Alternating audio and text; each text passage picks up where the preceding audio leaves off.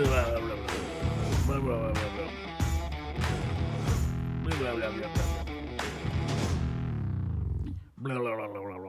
there's the button time. Oh my God, did we even push the button time? Oh my God, button time. Okay, what's up, everybody? It's button time. Everybody, it's time to push the button. Witchy Cat says, where is everybody? I don't know. I don't know where everybody is. Maybe they're out voting. I don't know. They could be doing anything. But today is November 4th, 2024. And tomorrow is Election Day, National Election Day here in these United States. Got a lot of people got ants in their pants about Election Day, which, for good reason, I think realistically for good reason. There are two different choices as far as the national ballot goes for President of the United States. To me, there's one obvious, clear option, and that's Kamala Harris. You know, I've been riding with Biden for 4 years, and riding with Biden is fine, right? The fact that this country could spiral into the death throes of a Trump administration is astounding to me. I never, in my wildest dreams, would have thought we would be here again. We were here before, and for some reason, there are, 50 million Americans that want to, I don't understand the reasoning behind it, but for some reason, they want to try the experiment again and see how well it's going to work out. It's astounding to me that the Republican Party has attempted to rebrand themselves as somehow the non-warhawk, warmongering side of the coin as far as the American political system has gone over the last 40 years, the last 50 years, 60 years, 80 years. It's very bizarre to me that the Republican Party brought us George Bush, the son of George H.W. Bush, who was president. They elected that guy. They elected Bush on name recognition alone. I do recall having conversations with my grandmother on the first time George Bush came up to be elected. And she said, well, of course I'm going to vote Republican. He's a respectable man, blah, blah, blah.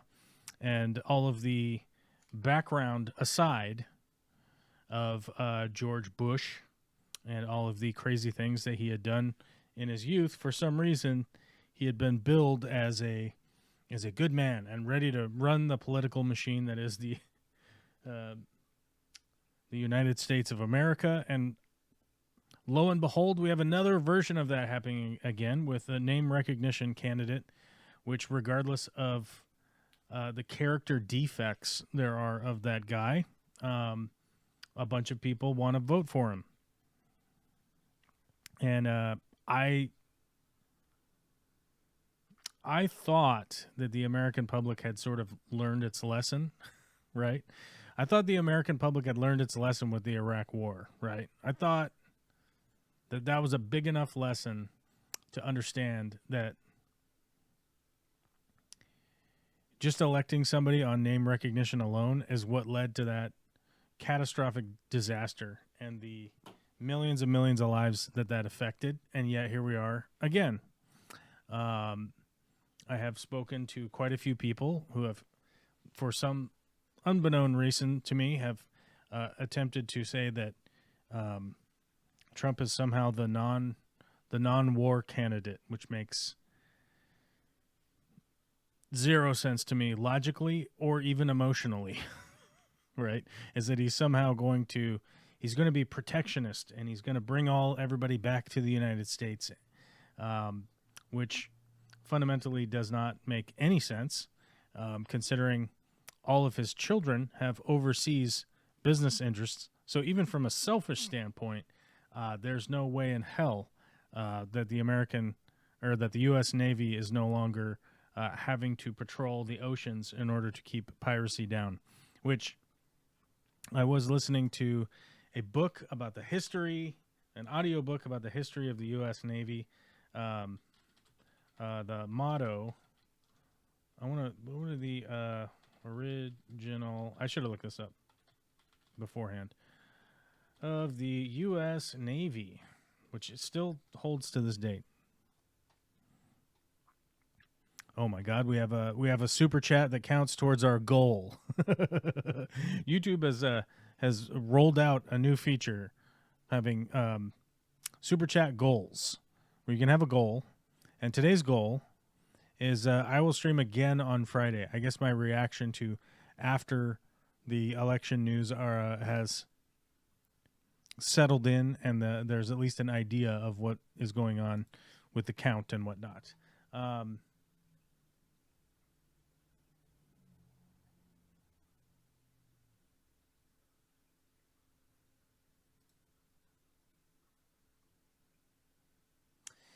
Hold on, I gotta find it. I guess the U.S. Navy doesn't have it's not a motto. It's not what I'm looking for. I'm looking for the.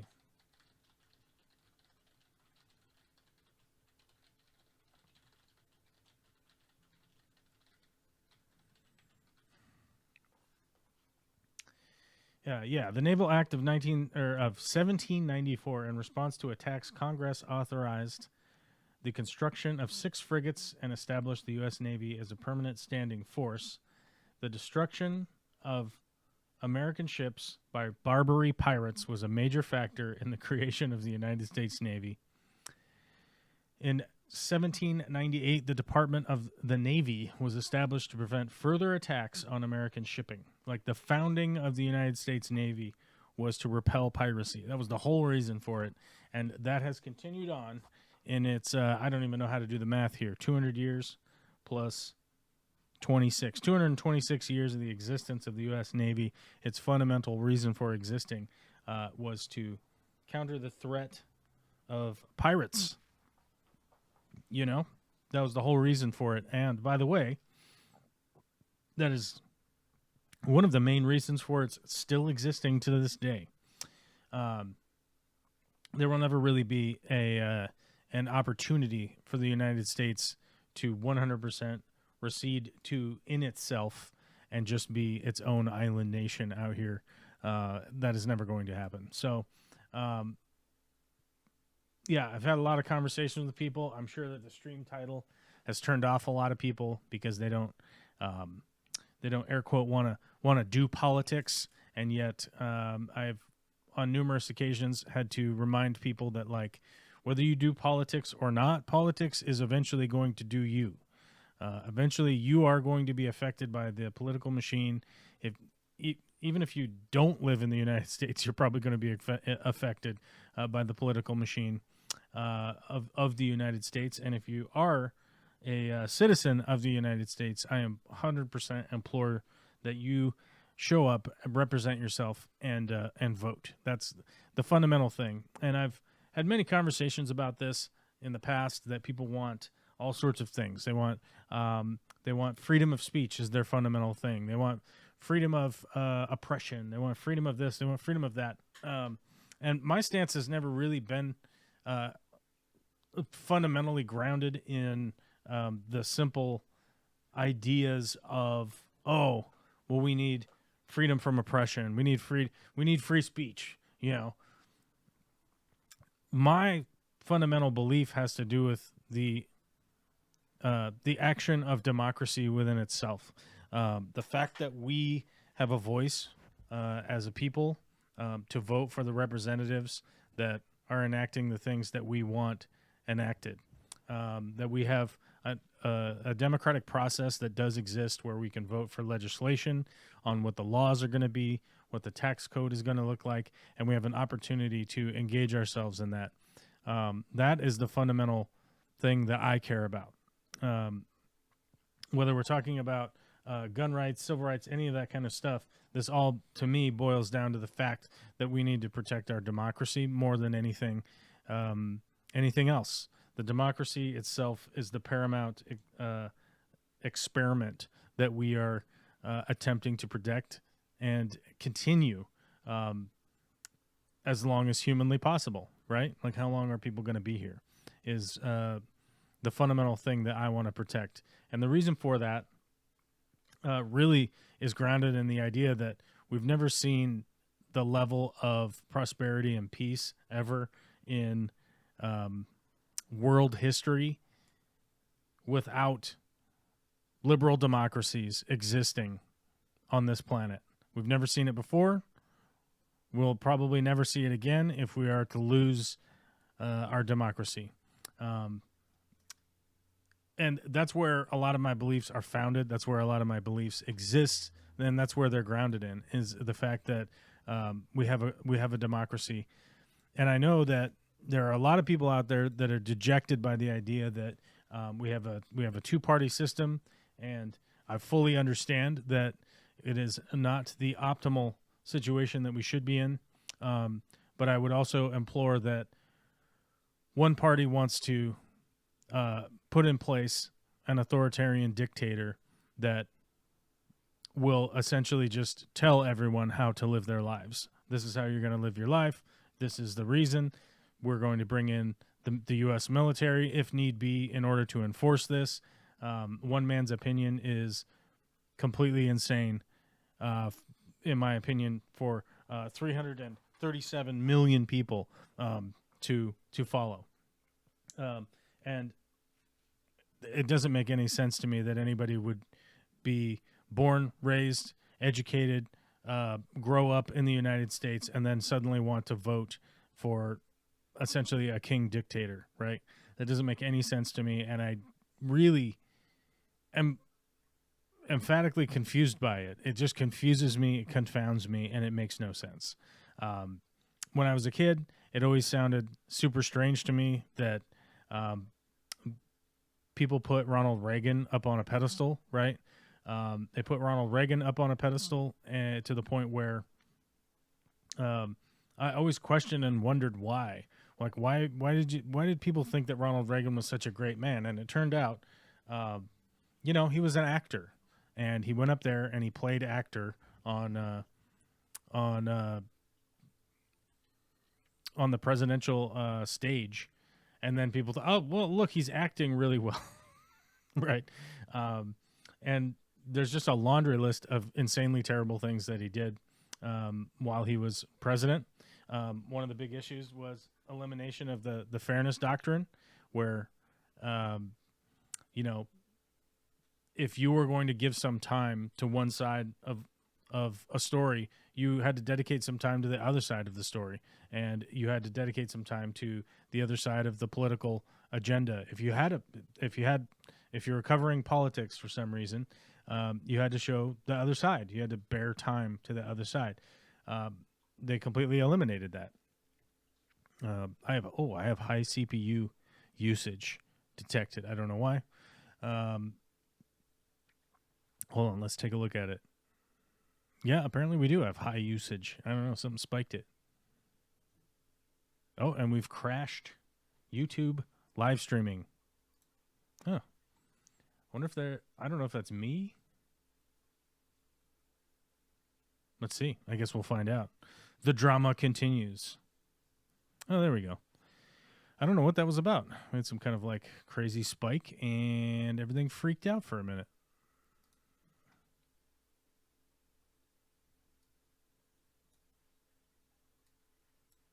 There we go. Let's fix this.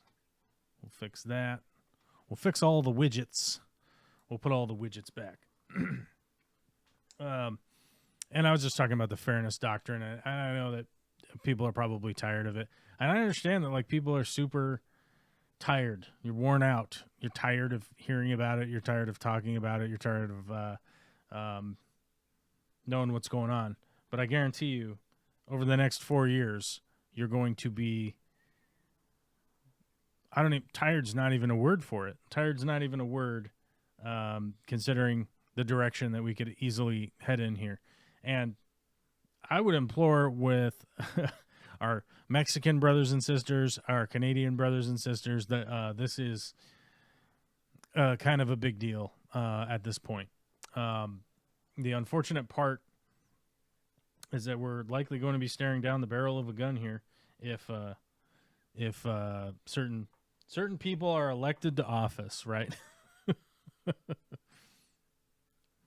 Recap Harris is here. What's up?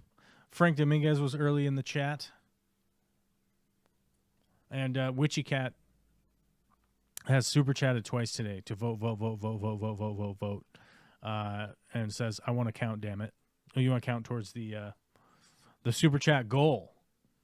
I don't think we're going to hit a super chat goal today. I think people are exhausted. I don't know. I don't even know if they're exhausted. I know that they're tired. And I would guarantee you that there are probably 1 million people live streaming right now leading up into the election tomorrow. So my guess would be that a lot of those people that just want to stick their head in a hole and bury their head in the sand are probably doing that as we speak, and just probably trying to avoid any kind of interaction with the rest of the world, which I always find to be a confusing way, a confusing way for things to go, right? Like, I don't know. It's like a leaky pipe in your house. You just decide to ignore the leaky pipe in your house because I just don't want to deal with it. And then eventually your house is destroyed one drip at a time, right? So I honestly think it's the same way that that politics has gone in the U.S., is that there are at least 80 million people that just think, whatever I do, it won't change anything, and they've just basically given up.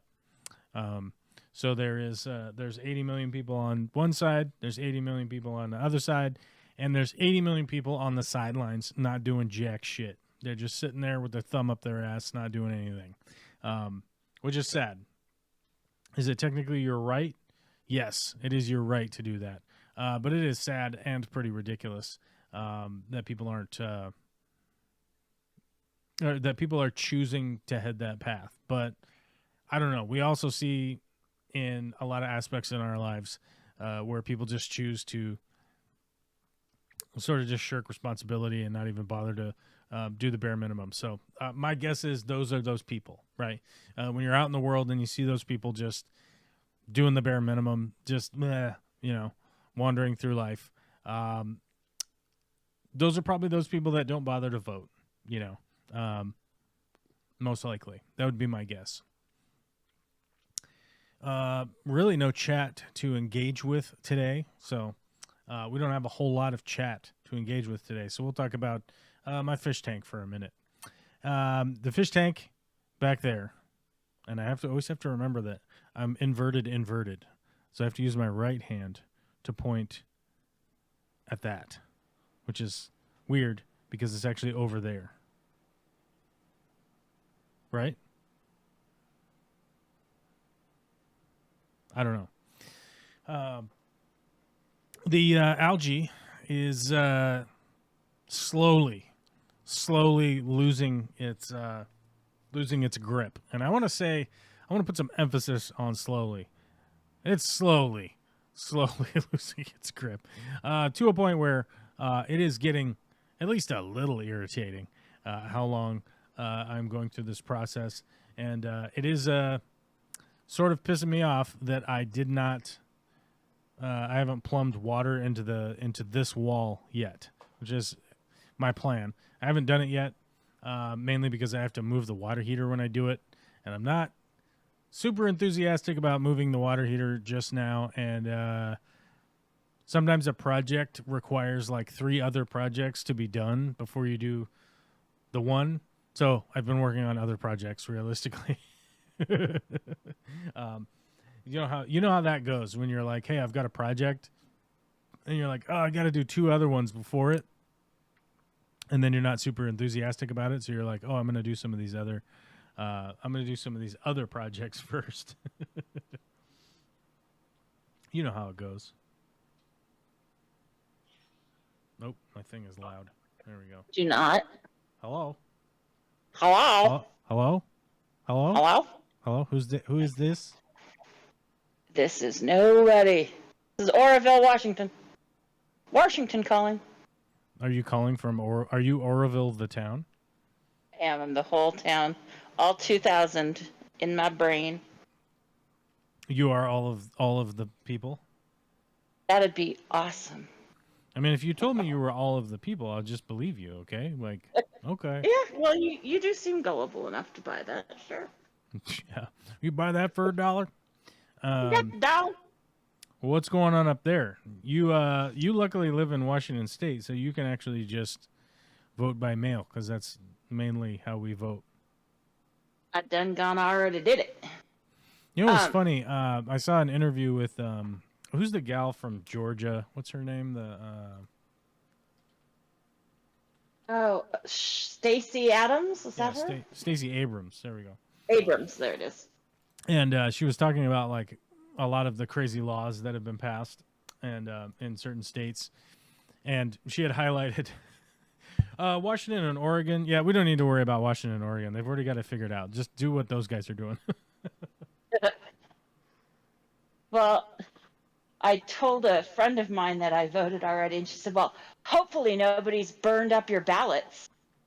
Yes, we had some people. Well, I don't know if you saw that, but we had some people burn some ballot boxes in Oregon and Washington. I don't know if the person has been caught yet, but even the day of, the police had like a full description, vehicles, and all that kind of stuff. I hope they catch him. Let's take a look.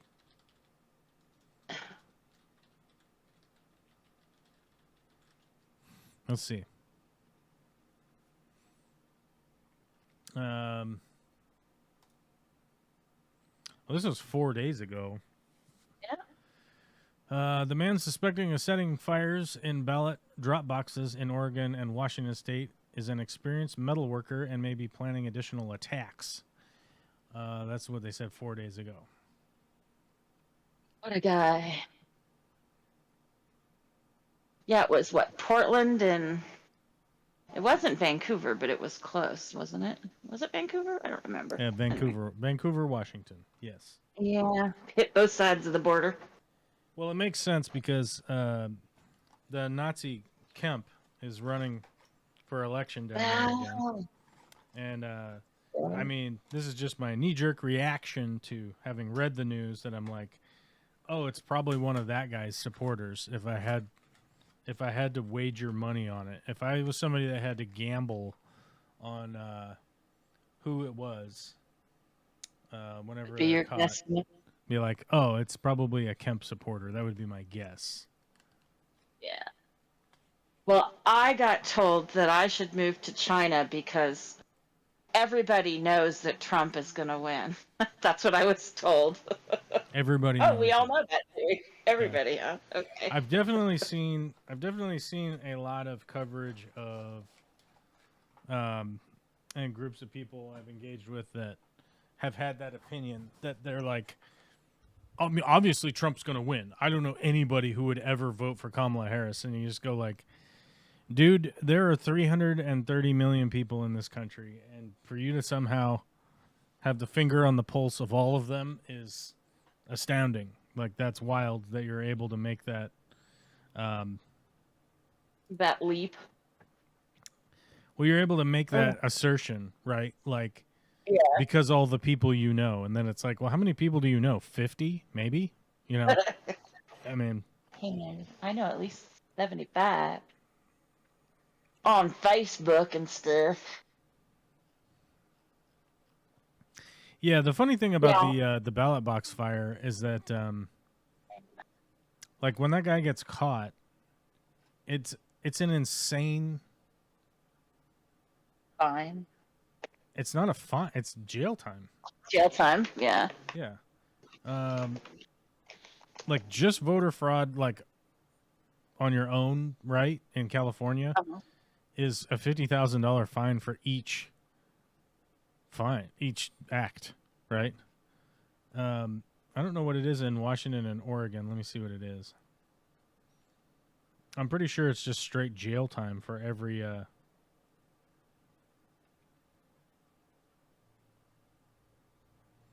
3 years in jail for just one mailbox.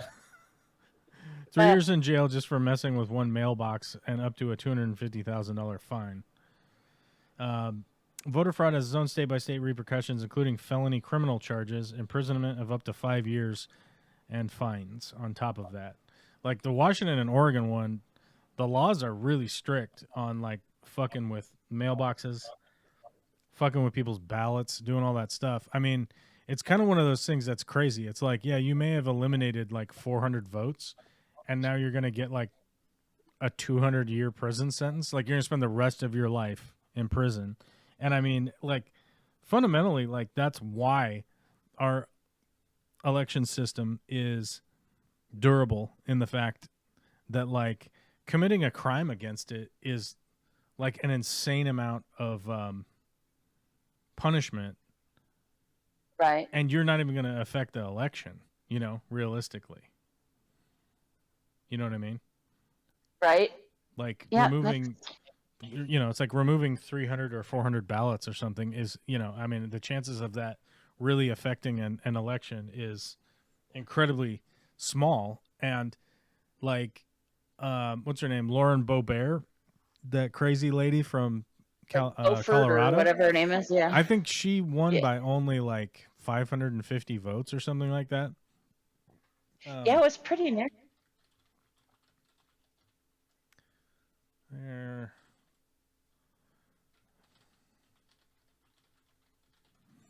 So like this is a seat, right? Like a seat in the House. Colorado's 4th district, and I think, let me see what the margin was.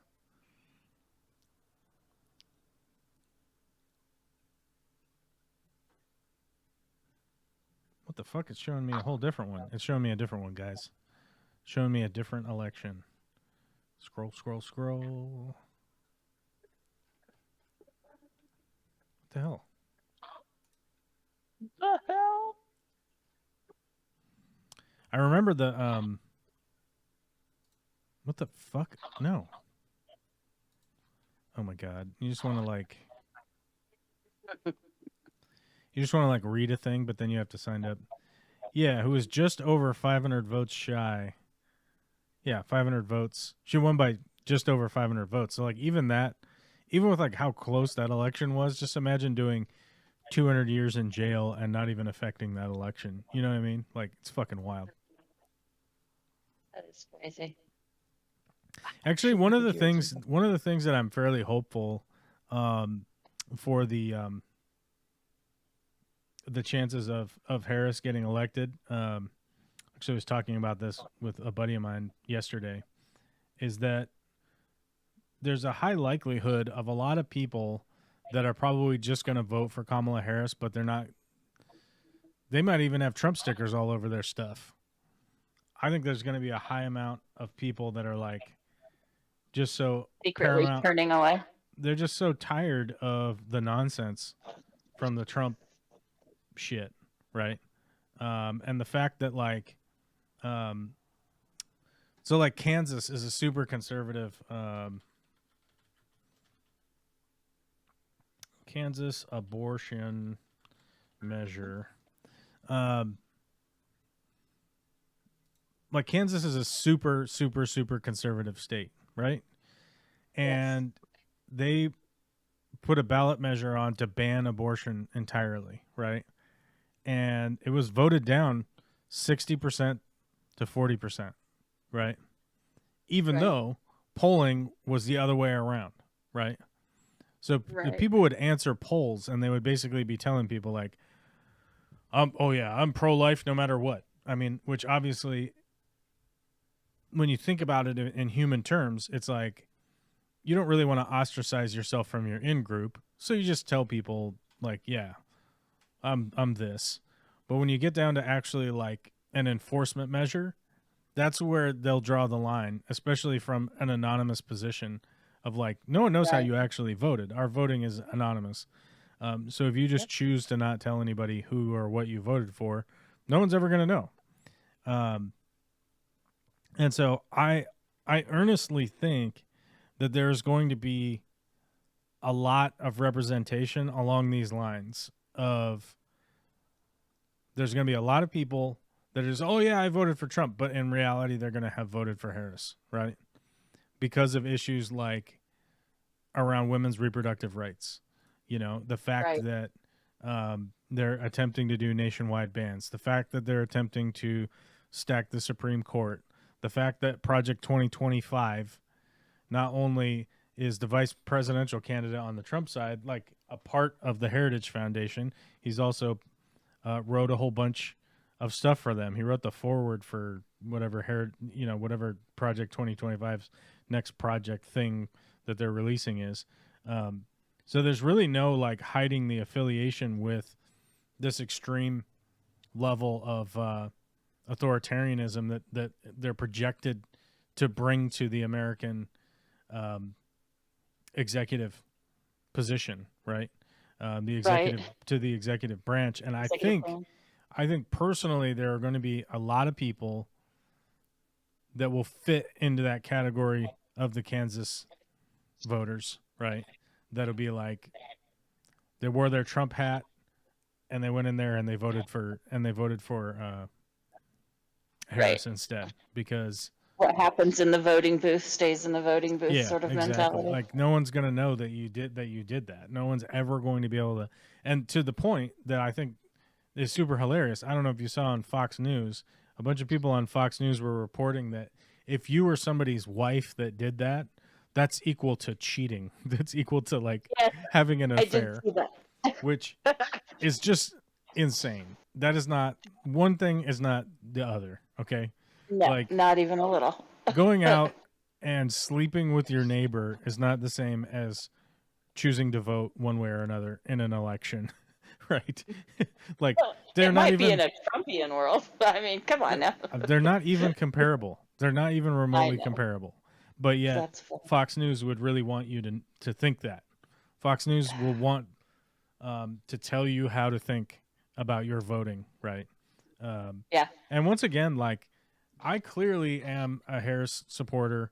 That's how I voted. I don't care if people know how I voted because if you're a big crybaby that wants to be upset about how I vote, like okay, feel free, go cry. I don't care. Right. But um, like as I said earlier in the stream, like my whole foundational belief as to the American experiment is that democracy and maintaining and expanding democracy is our job number one and is the most important thing as far as I'm concerned. And a good example of that is like if you just look at Russia Ukraine right now, you can't debate in any real way, in any factual way, that Putin is anything but a dictator, right? Putin is a dictator of Russia, and Putin decided that he's going to invade the Ukraine. He's brought all deaths and destruction to Ukraine, and it was one man's opinion, and they have to follow it, right? They've invaded Ukraine. They want to take over Ukraine because of the failed food production that they attempted to launch after Donald Trump put in tariffs on Chinese steel, and the Chinese put tariffs on U.S. soy, and then Putin built. How much money did he put in? Putin on soybean farming. If people don't realize this, that the U.S. pretty much supplies almost all of the soybean imports, This is the world. not necessarily to the world, but to China. And Okay. Yeah. when Trump decided that it was a good idea to put just a flat tariff on Chinese steel and Chinese imports, I don't know if you guys recall that, but he put a tariff on Chinese imports, which is one of the reasons why our prices have gone up on everything.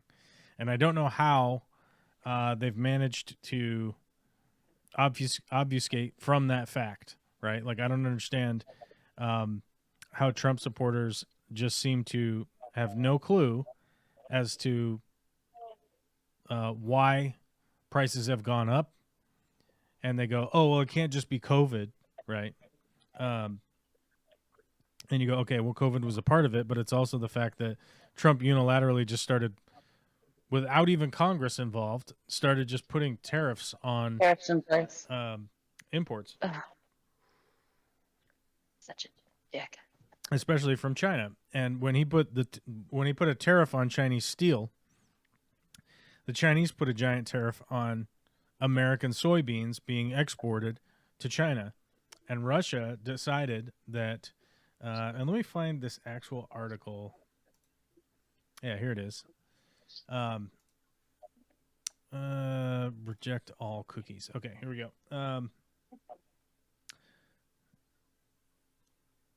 Oh my god, I have to log into this. Oh my god. I have to log into the agri-census. I can't do that right now. Not from this computer. Wow. Okay, where is it?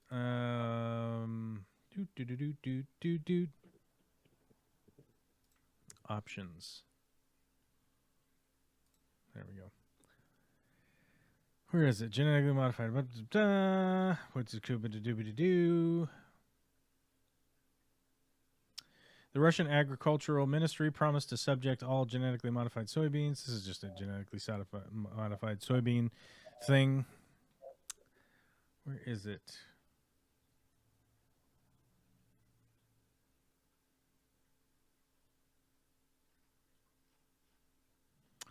I have to find the article, but Putin decided to invest heavily in the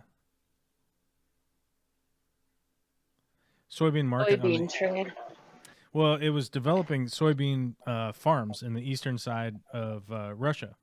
So like the southeastern side of Russia, so that they could grow soybeans and directly export them to China. Spent a ton of money on that, and I have to find the article where they're not doing all that great.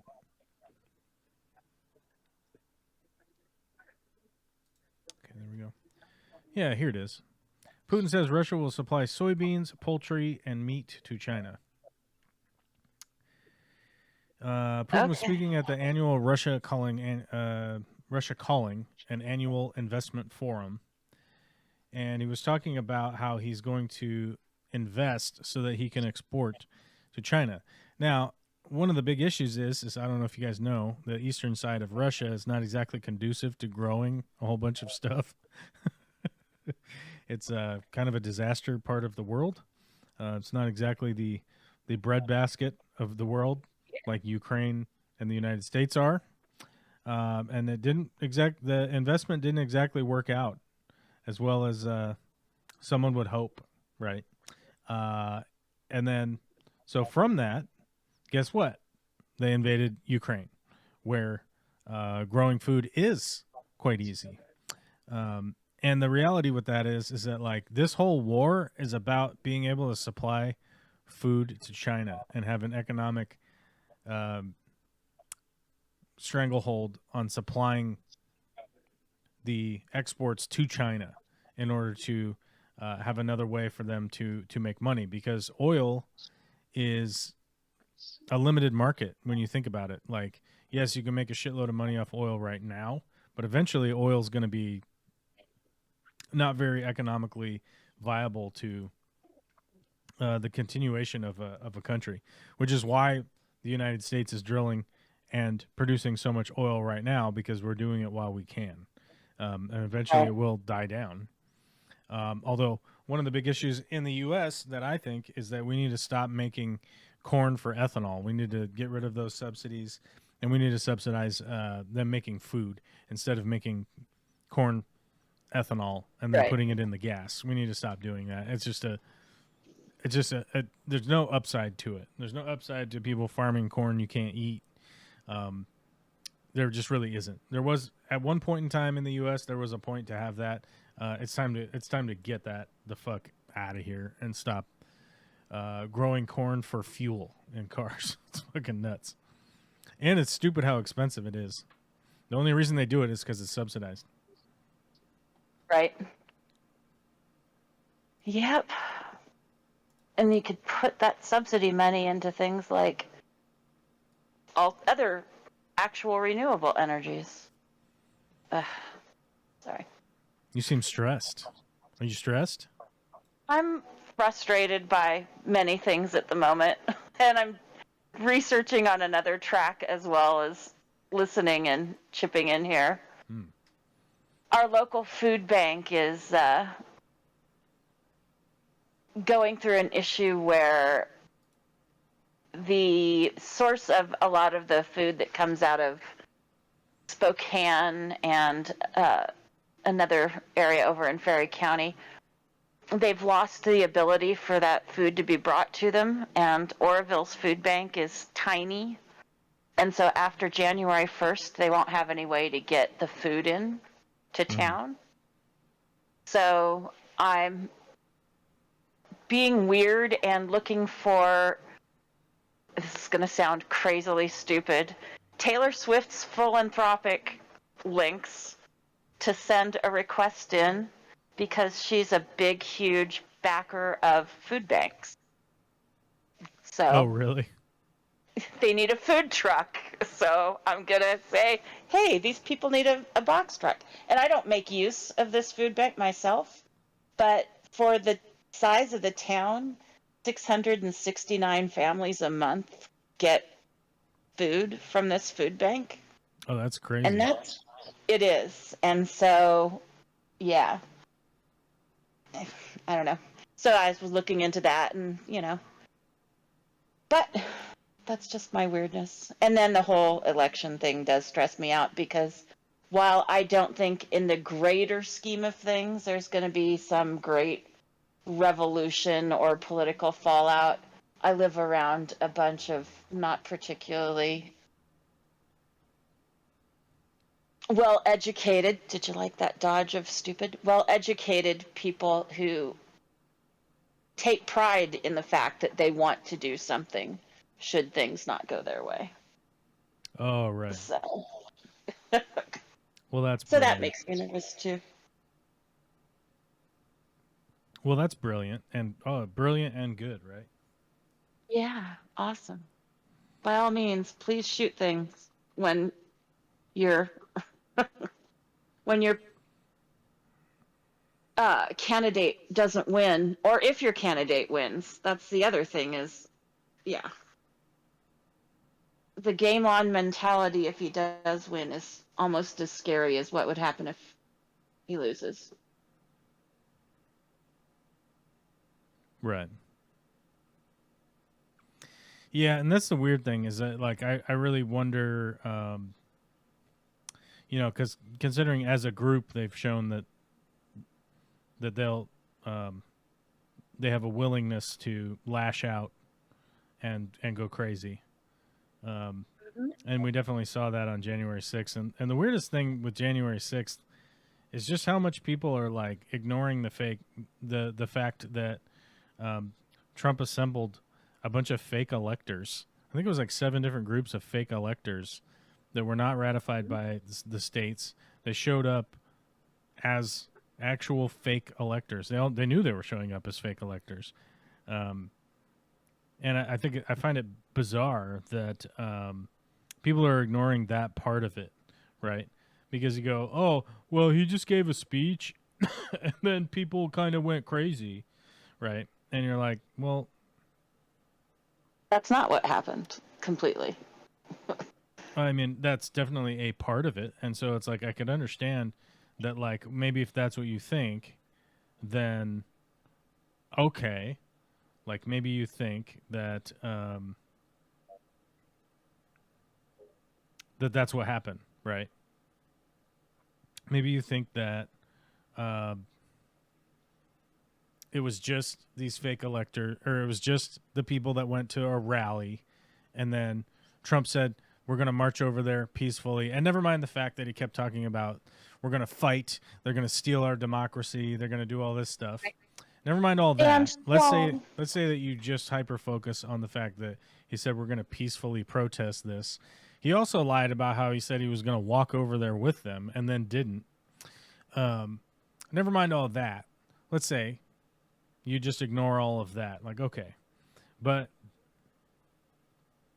it's insane to me to think that you could ignore all of the planning that they did ahead of time to get all of these people to show up from all of these different states to put fake electors in place to come in and cast votes, fraudulently, just fake electoral votes. That was their whole plan. And to ignore that, to me, is the weirdest part, because it's like they pre-planned all this stuff. There's been leaked documents and there's been a bunch of stuff leaked about them talking about how it's not legal, it's not real, it's not even a way that you could or should do this, and yet they still went through with it, right? They just organized all of this nonsense to attempt to have like fake people show up and put in fake votes. And how anybody at this point has gotten away with that, to me, is astounding. I honestly feel like if anyone else had put together a group of fake electors, sent them to the Capitol, had them show up, knock on the door, and try to go in and vote illegally, like I don't understand how none of those people are being prosecuted. And also to the fact that like just how much correspondence has been exposed that they knew it was illegal, right? So it's like you can't even say, "Oh, I didn't know. We thought that this was legit." You know, it's like there wasn't even a point where they thought it was legitimate. Like the whole time that they knew it was completely illegal and fraudulent to go through with that plan. And how here we are 4 years later, and what, like.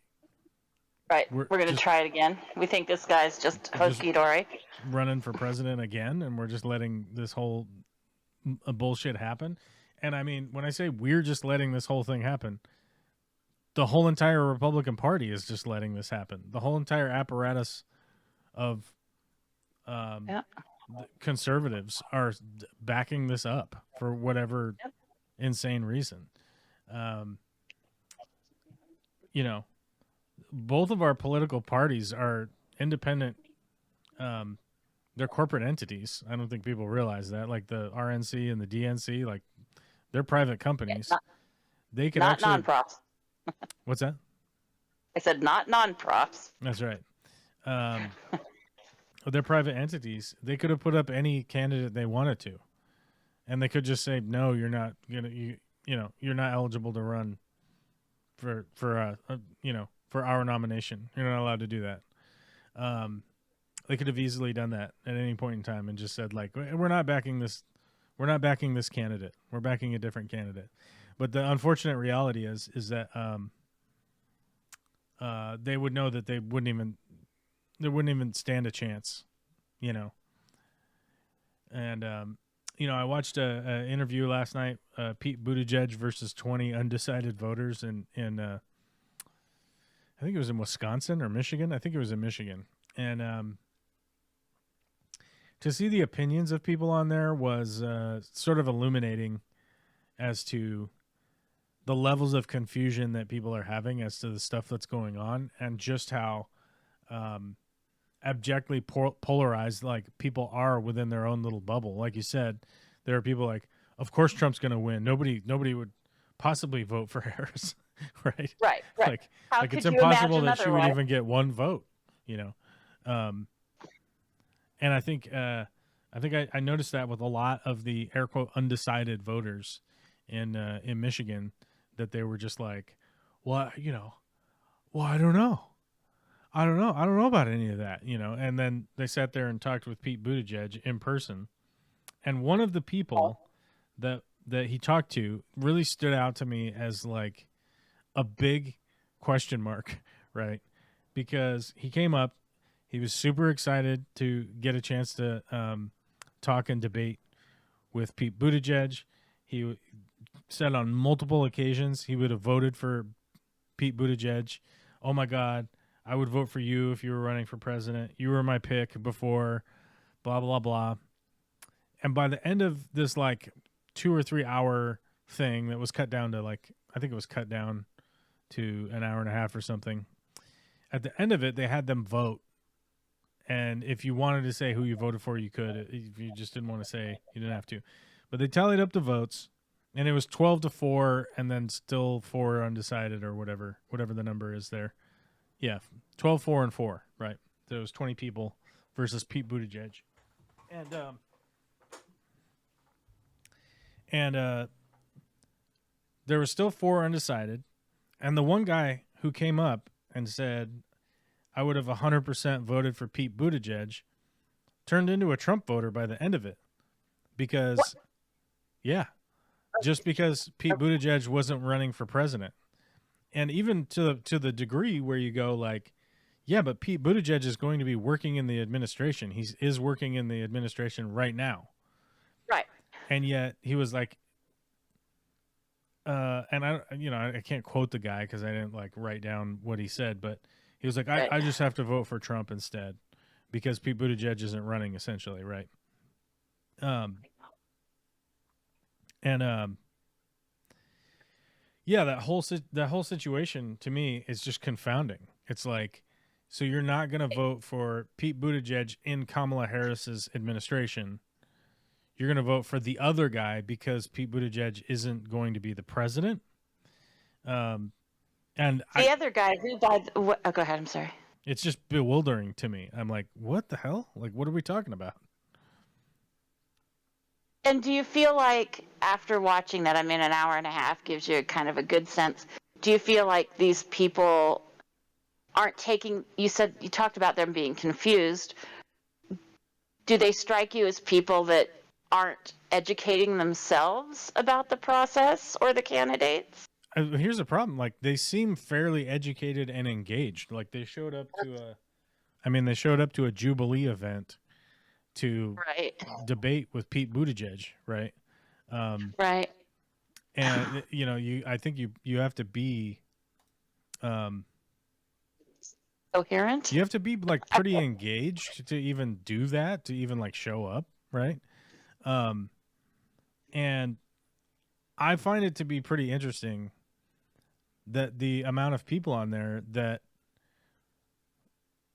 a lot of their information was strictly from, Fox News, right? So the whole time they go, oh, Kamala Harris just talks in word salads, right?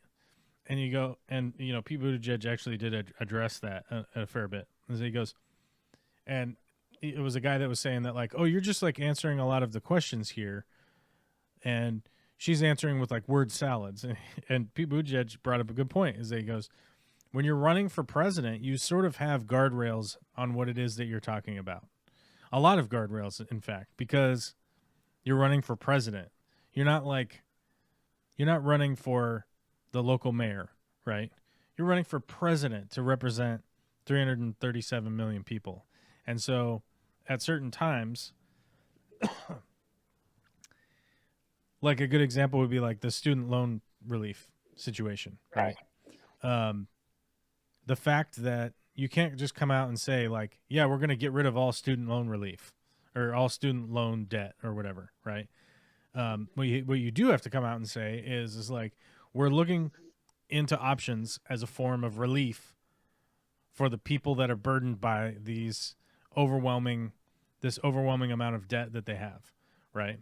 And even with the Biden administration, like they tried to strike down all student loan debt. It went to the Supreme Court. Supreme Court said, no, you can't do this. But they did find another avenue in order to lower student loan debts for a whole bunch of people. As a matter of fact, somebody in our Discord got their slate cleaned because of it.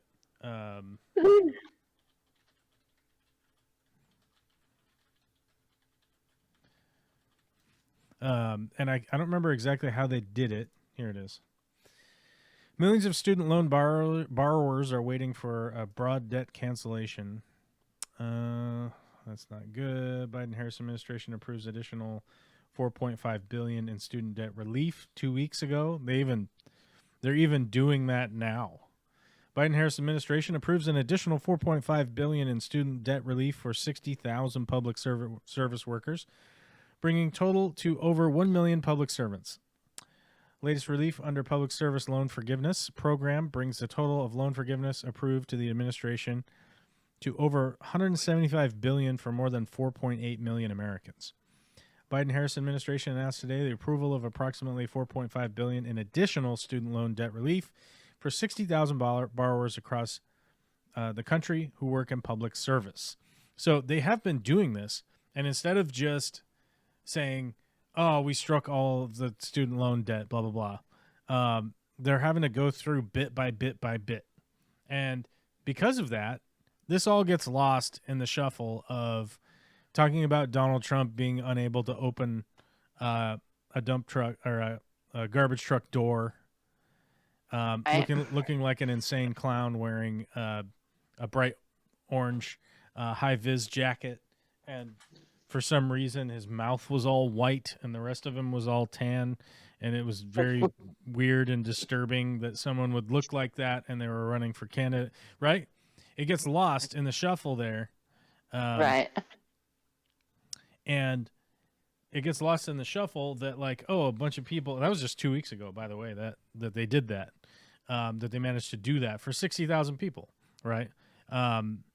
And so they've having to go through it bit by bit. So instead of a big bombastic news story that everyone's student loan debt was relieved, it's been these little blurbs here and there, and people writing little articles about this specific group of people that have received some student loan debt relief, right? And it's unfortunate that it's both unfortunate and fortunate that our government works that way, right? So that we don't accidentally overstep and do an insane thing like put a unilateral tariff on China, and then as inflation grows and grows and grows and grows, then sit around and blame lower class people for getting a $1,200 check at one point, that's why inflation is up. Never mind that every single thing coming from overseas is now more expensive. Never mind that fact, right? Never mind that fact, but people got like a $1,200 check at one point, and that's why inflation is up, which is crazy. It's completely insane that anybody would say that, but especially when you deal with news outlets like Fox News. That, by the way, I don't want to misquote how much money they lost.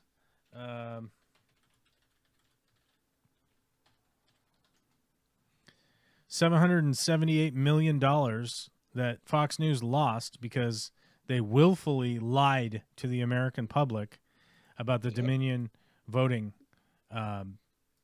machines. And they knew about it. And all of the paperwork has been released, them talking to each other, from Tucker Carlson to the other Fox News dill holes.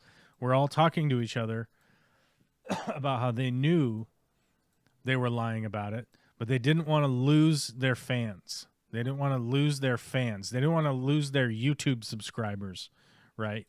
So they chose on their own accord to try and get their to keep their ratings high.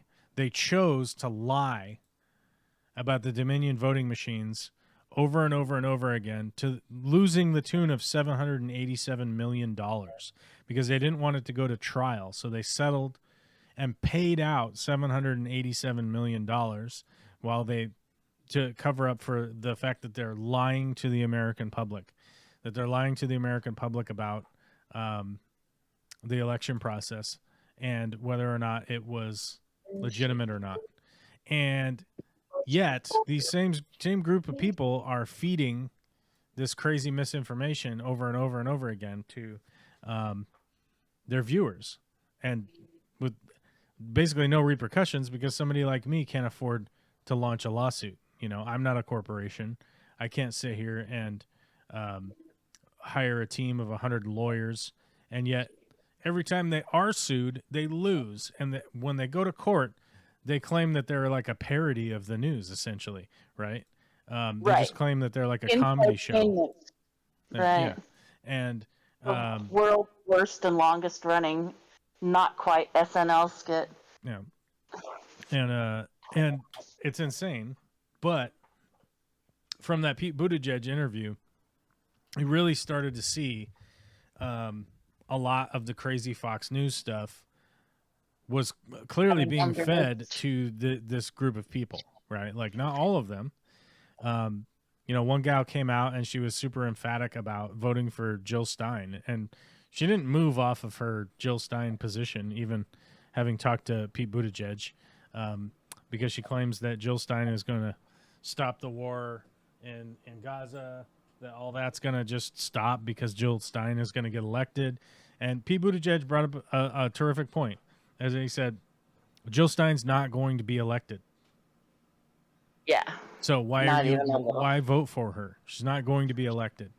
There was a point in time when voting for a third party was an option, because voting for a third party, when Ralph Nader ran, if he had accumulated 5% of the vote, he would have gotten a third of the money that the DNC and the RNC currently split. The U.S. taxpayer fund that funds the political parties, that third party would have gotten a third of that money. And it would have made viable a third party, because they would have had funding, essentially. After Ralph Nader got 3.7% of the vote, which essentially led to George Bush being elected. It wasn't the 5%. They didn't get the funding, and guess what Congress did the next cycle? They raised the bar from 5% to, I believe, 15%. I don't know. We've looked this up before. They raised the bar to essentially a number that is just not possible. It's not possible for a party to reach on its own, outside of the two-party system that we currently have right now. And right. People over the years have gotten down on me because they're like, I don't understand why you're always like critical of shit and blah, blah, blah, blah, blah. And it's like, I'm critical of the United States because I want the United States to be better. That's my whole point. I want things to improve. I want things to improve for average people so that people's lives can get better. That's fundamentally the thing I care about, right? I want the average person to have representation in some form that you really can't afford, right? Like, yep. I know that it's difficult to think like, oh, my district representative is going to go and they're going to like hopefully say something. They're going to hopefully say something on my behalf, but maybe they won't. Like, I understand that is stressful to think about that. But when you have a full-time job, you have a kid, you have any kind of extracurricular stuff that you're trying to do, and you have all of these things to do in your life, do you think you realistically have time to get a suit on and then go down to wherever your state capital is and lobby for shit for weeks on end to hopefully get like a bridge replaced in your town, right? Right. We don't have time for that. The reason that we have representatives is that can be their job, and they can do that job full time. I do hope someday for there to be a system where we can more accurately represent ourselves without only sending these individual representatives to go do that. Like, I think that it would be better adapt a election system to get what is it, first past the vote, or what is it, first past the, no, we have first past the bar now. What ranked choice voting, bringing in something like ranked choice voting would be extremely helpful for the U.S. moving forward. It has allowed more logical and reasonable and more representative candidates an opportunity to win a race that seemingly there was no opportunity for them to even nudge themselves in there. And an example of that I would use is that Alaska elected its first native representative 2 years ago because of ranked choice voting, because the two other candidates were so crazy, they just assumed that no one else was going to make it in. Right.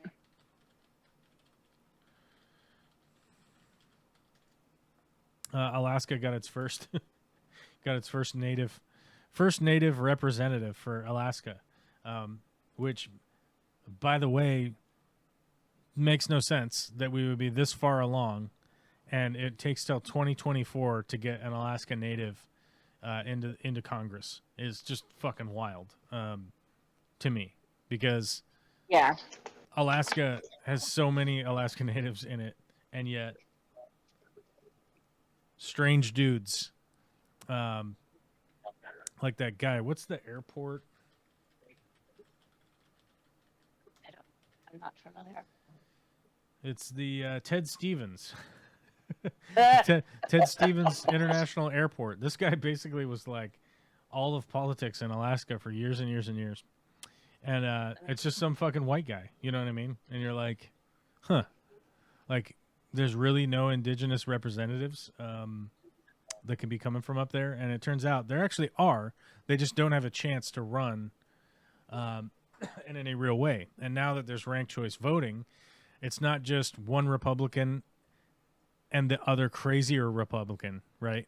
That right. make the ballot up there now. And the reality is that she got so many second place votes that she was able to do a runoff with the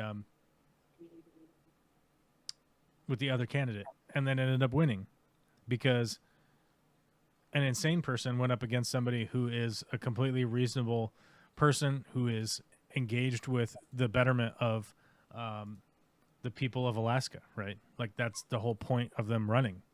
So, Right. I think like it's really important and paramount for us to get more people into politics that have empathy and sympathy, and are not necessarily singularly focused on their own ambitions, right? Like, it does take an ambitious person to run for president. Like, you can't just be a lazy roustabout and not do anything and run for president, right? Right. But the argument there is that, like, what has Trump really ever done? I saw recently, like, people thought he was working super hard because he had made some French fries at a closed McDonald's. He had gone to a rally. He, by the way, made some French fries at a closed McDonald's that he couldn't even tie his own apron on. That's right. Somebody had to tie the apron on for him because he didn't know how. Was shocked to learn that people wore gloves when making French fries. They never touched the human hands. Which is just bizarre. Only the robot hands. And he couldn't remember what a fryer was called because he's 80 years old and his brain is demented. Anyhow, moving RFK's on. What I was brain the point that I was bringing up there is that he worked at a closed McDonald's for 40 minutes. Then he went to a rally for a little while other people spoke, and then he spoke. It's not like he set up the rally or anything. He just went there and got on the mic. Probably didn't even follow his speech. He probably just riffed about whale sperm and windmills and flushing toilets or whatever the fuck. And then he went and sat in a skybox at a Pittsburgh Steelers game. And they was like, look how hard he's working. And I'm like, he went over to a restaurant for 45 minutes. Then he went to one of his own rallies for a couple hours. And then he went to a football game. And somehow this is him diligently working and being wildly energetic. Like, and productive, yes. Like, I don't understand how anybody would think, like, wow, look at the energy on this guy. He managed to go to a restaurant, do no work, then go to a rally, do really no work, and then go to a football game where he didn't do any work. You get to sit and watch football players play, eat snacks, and then go, look how hard he's working, right? I don't understand in what world anybody in the regular world would do those activities in a day and then claim that they're working hard. I don't understand. It's interesting to me. I'm still stuck on the guy who was all about Buttigieg, but now about Trump, because I don't understand how anyone, now that Trump is all, oh, RFK is going to plan or be a big part of the new administration. Right. And His whole point, the guy, I mean, I can't tell you why the guy's brain is broken. I know you can't. I'm still trying what to I'm function saying it is through. that he felt like he didn't know who Harris was. And I've heard that a couple of times. Right. And Which is like, she's been the vice president for 4 fucking years. Get to know her, man. Like, who's bad is that?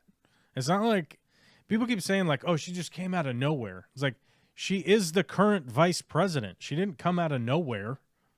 Like, she is our vice president right now. Yeah. Currently. That's your current vice president right now. Whether you like it or not, that's who she is. It's not like she's been a fucking secret. I mean, they've been doing SNL sketches about her for the last 6 years or 5 years or whatever. It's not a secret who she is. Like, what do you mean? You don't know? Okay. So. Well, then I had someone claim to me that because she hates Americans so much, she shouldn't be elected. And I said, well, where did you hear that she hates Americans? Oh, well, she and the Clintons, there was a whole email exchange. So I don't know where the flock she's getting this BS information. But apparently Trump, who openly says he hates large swaths of Americans, is less than a danger than people who say it behind closed doors. Well, that's the weird thing is that, first off, is there any validity to this email story that the Clintons and Harris have been emailing back and forth? I really fucking doubt it. And if they have been emailing back and what's that? I couldn't find anything of this type. Okay. Yeah. What I'm saying is to continue what I was saying was, even if there was an email chain between them emailing back and forth, which there probably is. I mean, the Clintons are involved, but for there to be an email chain of them saying that they hate Americans, I don't even fucking believe that for a minute. Like, that doesn't make any sense. And understandably, if somebody had that opinion and they were like, well, here's what it is. It's like, okay, how has this been validated? Like, how do we know this to be true? How do you know this to be true? And more often than not, it returns back to the, facts don't care about your feelings, and yet the people that are claiming facts don't care about your feelings are the ones that utilize their feelings and claim them as fact at pretty much every stretch of their life, at every engagement in their life, year after year after year. And I talked to a guy this weekend who was trying to tout to me how amazing his uncle was because he's the chaplain, or he was the chaplain. He was a chaplain in the Marine Corps or whatever, which means he's a priest or whatever. Religious, yeah. Right. Yeah. And the interesting thing is that he was trying to tell me about how his dad had given a prayer for President Trump and this and that and the other thing, and I was like, okay, great. It's kind of just sounds like he was just doing his duty, but all right. But there was something later on in the conversation that with the guy is that he was like, yeah, I go to church like 4 times a week. I'm like, okay. And my knee-jerk reaction is to go like, oh, so you believe in Santa Claus? A lot. Like you're a grown man that must still believe in Santa Claus, right? Well, no, that's ridiculous. It's like, right. Oh, but you go to church like 4 times a week, so you obviously must believe that there's a Santa Claus-like figure somewhere that's going to grant you eternity in this imaginary place that you've invented in your mind. Well, it could be the Easter Bunny. That's not Santa Claus. That's ridiculous. I'm like, okay, but you believe in like magic, this magical being that's going to... The old man in the sky. Yeah. The spaghetti monster in the sky is going to grant you eternal life after you die. So it doesn't need to be verified in any way. It doesn't need to be verified in any way ahead of time or post hoc. Like, nobody's ever going to verify what it is that your Santa Claus figure is doing for you, or have done for you. There is no way to verify any of that. But yet you go to this building 4 times a week to essentially say that you believe in Santa Claus. And people have a tendency to get like really mad when you point that out. And I'm not sure why, because seemingly they tell me that their faith is all they need. And the question is like, if somebody else is making fun of your goofy, weird, believing in Santa Claus nonsense, if somebody makes fun of that, it seems to me that like your faith should just be strong enough that it really wouldn't matter that somebody was making fun of you believing in Santa Claus. But yet they're always harmed and angry, and then they want to lash out in violence. Seems to be 90% of the time. Well, because, their God is super, super strong and all powerful, so he needs them to become indignant on his behalf. Right. Right. And the rage, it's just, they can't even bottle their own rage, I feel like I'm a horrible human being when, after you, actually, I think it was you who pointed out the whole thing with the Bibles in Oklahoma schools. Mm-hmm. And then the tornadoes went through, and my first thought, actually my second thought, my first thought was, God, that's awful. My second thought was, apparently they didn't get the Bibles in the schools fast enough. Oh yeah, they should have got the Bibles in there. They should have. That was why. Yeah, it's strange. It's strange that the Oklahoma Board of Education, they passed what is it, the Bible requirements? They're gonna start teaching the Bible in school. Yep. Very specific Bible. Yeah, here it is. Oklahoma City Public Schools released new guidance on teaching the Bible. New guidance from Oklahoma City Public Schools regarding a state mandate to teach the Bible requires teachers to reference the text's historical and literary aspects only in the specific instances that state academic standards allow. In issuing guidance on Wednesday, Superintendent Jamie Polk also advised teachers to document detailed lesson plans and not stray from district-approved curriculum materials. The Bible must not be used for preaching or indoctrination, and Oklahoma City schools, the state's second-largest district, must maintain absolute neutrality and objectivity when referencing it, Polk said. Our goal is to provide a balanced, objective approach that respects diverse beliefs by adhering to both state requirements and federal laws and regulations, she said in a memo to teachers who returned to work this week. Last month, State Superintendent Ryan Waters ordered all Oklahoma districts to teach about the Bible's historic and literary value starting in the 2024-25 school year. His mandate also includes a provision that all classrooms keep a copy of the Bible, the Ten Commandments, the Declaration of Independence, and the U.S. Constitution. Waters' order aims to add extra guidelines to the state academic standards, which are a lengthy list of topics and concepts that Oklahoma public schools must teach. And this is this should be profoundly unconstitutional. And yet, like, we're at a point now where our public schools are starting to teach the fucking Bible, which, by the way, I mean, I'm almost inclined to drive down to Oklahoma and just start burning Bibles in the parking lots as a protest of this fucking insanity.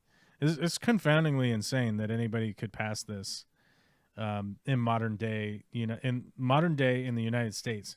And the weirder thing is that the Bibles that they have been required to order are essentially ones that have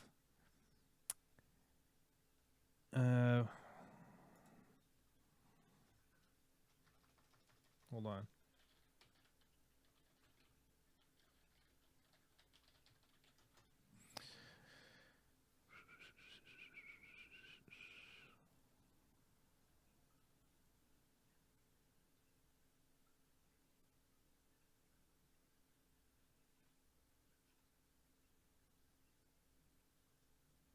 Where is it?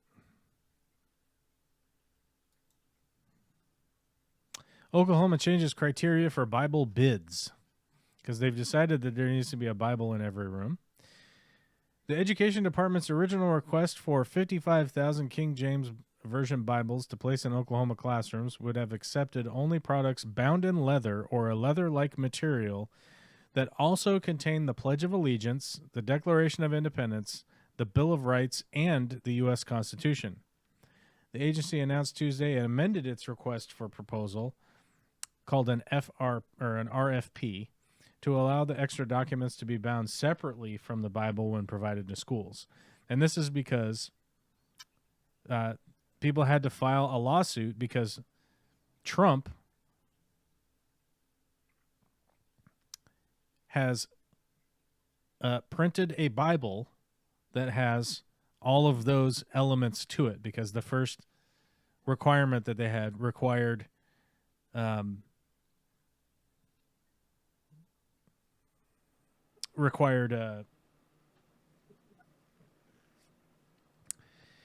on a second. It says on our money, "In God we trust." What year is it? Oh, the year that's based on God and everyone that agrees that too. Oh, you mean the Muslim God?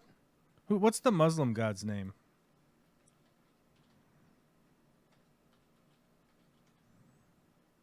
Oh, Allah, right? In God's name, right? In God we trust. Allah, right? You mean Allah? Yeah. Oh wait, or do you mean Yahweh? Is it Yahweh? Is it the Jew God? Yahweh, Allah, right? Jewish Is God? What's that one? Yahweh. Yeah, that one's Yahweh. You mean Yahweh, right? You mean Yahweh?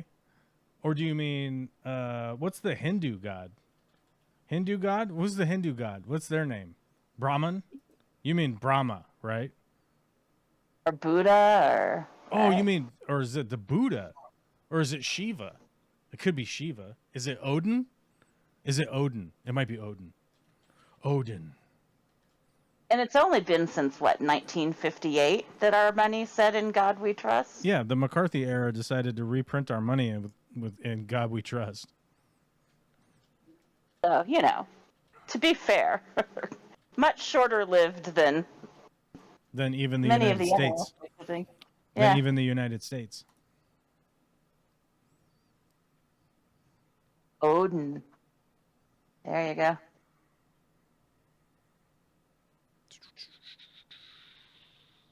It could be Odin. It must be the Odin God, right?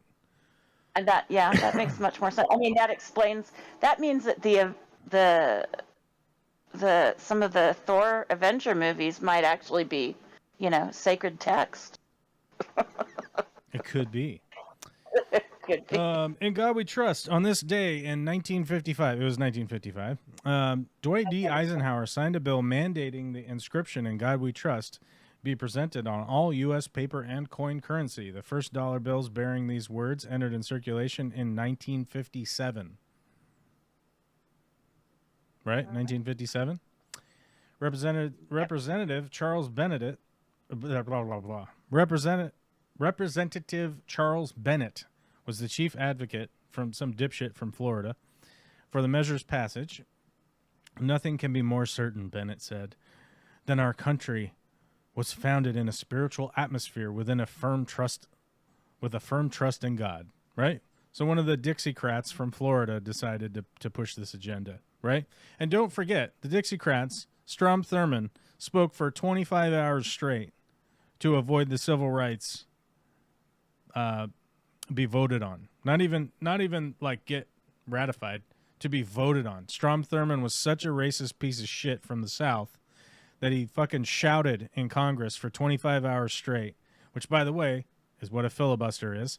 He filibustered by screaming in Congress for 25 hours, peeing in a bucket while he was up there speaking to stop people from voting for civil rights. So the same Southern Dixiecrats are the ones that put God on our money, right? These maniacs that sit around and talk about how great Robert E. Lee was and just jack off to how great Robert E. Lee was, are the same people who managed to get God put in God We Trust put onto our money. Introducing the Bill Bennett, who served 44 years in the House, a career politician, 44 years in the House, and invoked the Cold War. In these days, he said, when imperialistic and materialistic communism seeks to attack and destroy freedom, we should continually look for ways to strengthen the foundations of our freedom. Does that sound familiar to anybody? Does that sound familiar to anybody in this age, in 1955, of McCarthyism, screeching and crying about imaginary communists coming into America or being in America?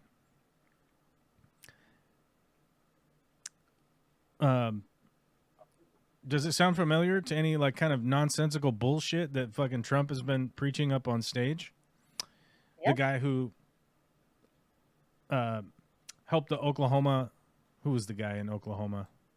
The representative in Oklahoma basically tried to force them to sell Trump Bibles into all the schools. I would have expected that of Missouri, but they are neighbors, so it's probably coming.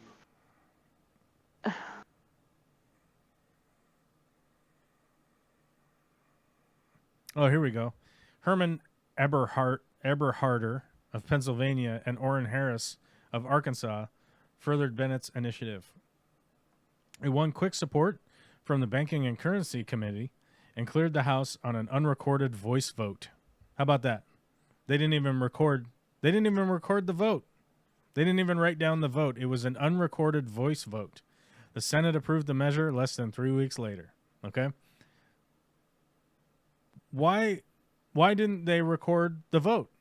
It's 1955. It would have been easy to do that. It would have been simple to do that. It's essentially modern day. And I can say that because the 1955 Chevy Nomad is still one of the fucking sweetest cars ever built. All right, then.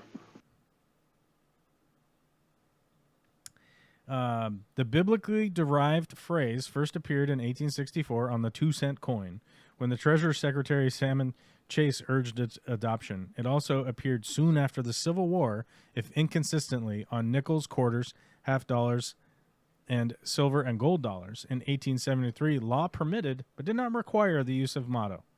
The motto has been continuous. Which motto is it? Am I talking about here? Oh, yeah. Okay. The motto has been in continuous use on the 1-cent coin since 1909 and on the 10-cent coin since 1916. It disappeared from the 5-cent coin in 1883 and did not reappear until reproduction of the Jefferson nickel began in 1938. Since then, all U.S. coins have carried the inscription. The U.S. Supreme Court has consistently held that the nation's institutions propose a supreme being, and that that government recognition of God on currency and elsewhere does not constitute the establishment of a constitutionally prohibited state-sponsored religion. So yeah, obviously it is Allah, right? It's obviously in Allah's name we trust, right? That's right. Or Santa Claus. I mean, you could just say in Santa Claus's name. Okay. I mean, the only reason that this fundamentally went through was because we were stepping away from the gold standard, aka all of our money used to be able to be exchanged directly for an equal amount of gold, right? Our money had a backing that said, we have this much gold to give you for this dollar.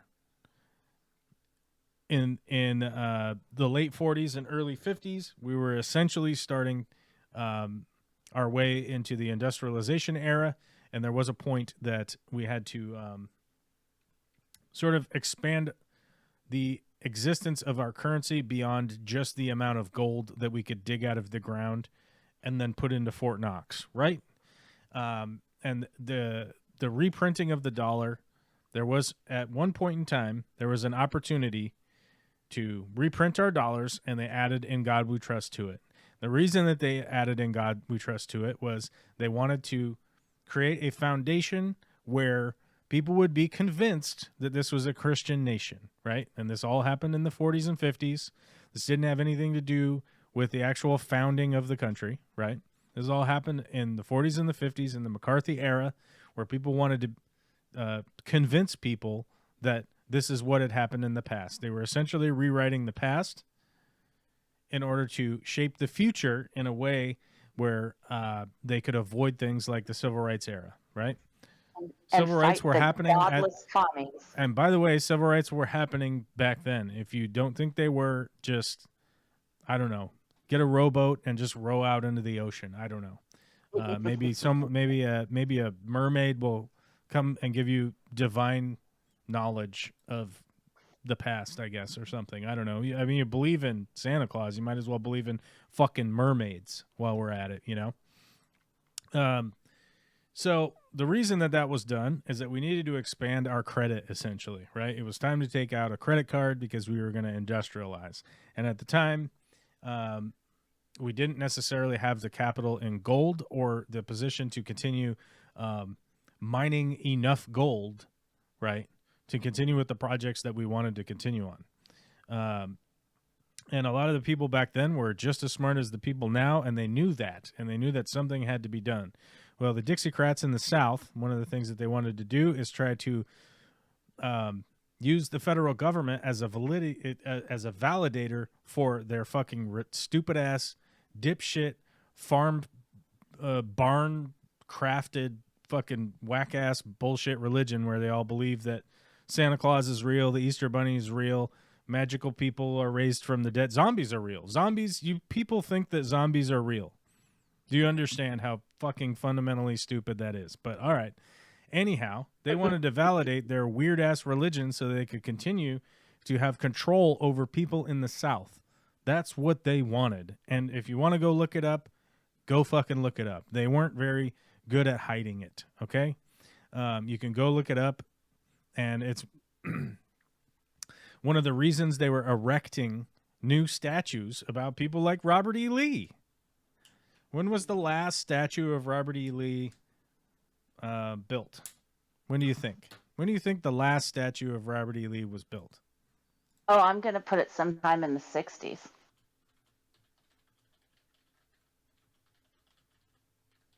Let's just do a quick ancillary Google search.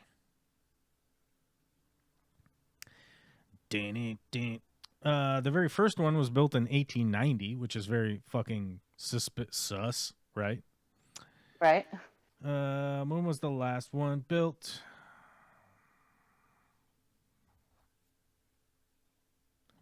This may take a second. There's so many stories about them pulling down the old ones. Yeah, you gotta plow through them. Well, here's one that was built in 1909 for no godforsaken reason, other than racists wanted to fucking establish a position that the South wasn't actually seceding from the Union because of to maintain slavery, even though it actually states in their Constitution when they seceded from the United States to maintain a country where slavery was legal. And like, it's in their fucking Constitution, you motherfuckers. Like, what are we talking about? When was the last one built? Let's see. I wonder if it was like the 1960s. I really wouldn't be surprised. Yeah. I see one in the 30s. 24. Lee's transformation into a national figure was evident in a variety of memorials. The U.S. Army established Camp Lee in Virginia in 1917, which is fucking insane, as a part of an effort to gain local support for new military bases in the South during World War I. In 1923, the Robert E. Lee Memorial Highway from Washington, D.C. to San Diego became the first Southern Transcontinental Highway, a sister highway to the Northern Route named after Abraham Lincoln. How fucking crazy is American history? Somewhere Lincoln's rolling in his grave still over that.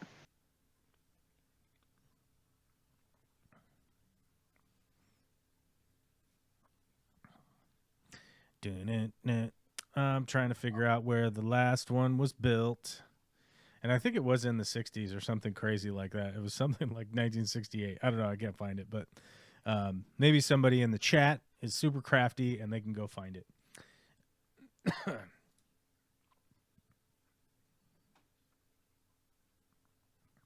Yeah, absolutely fucking abysmal. I would say in God we trust, it's Santa Claus. Santa Claus is our God.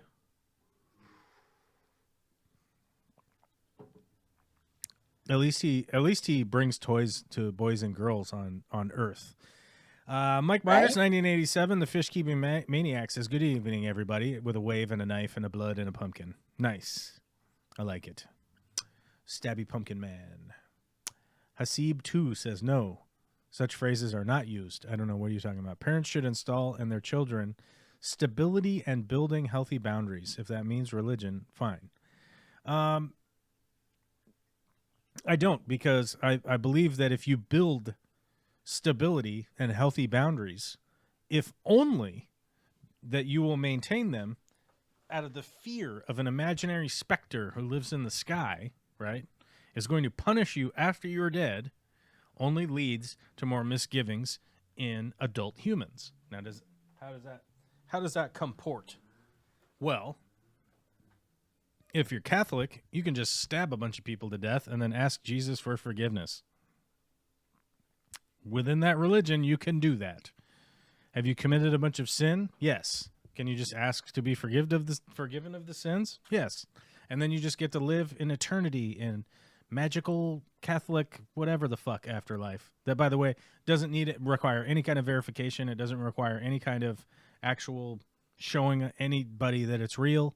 Nope, doesn't matter. Doesn't matter about any of that stuff. It's just, you just get it. You just get it.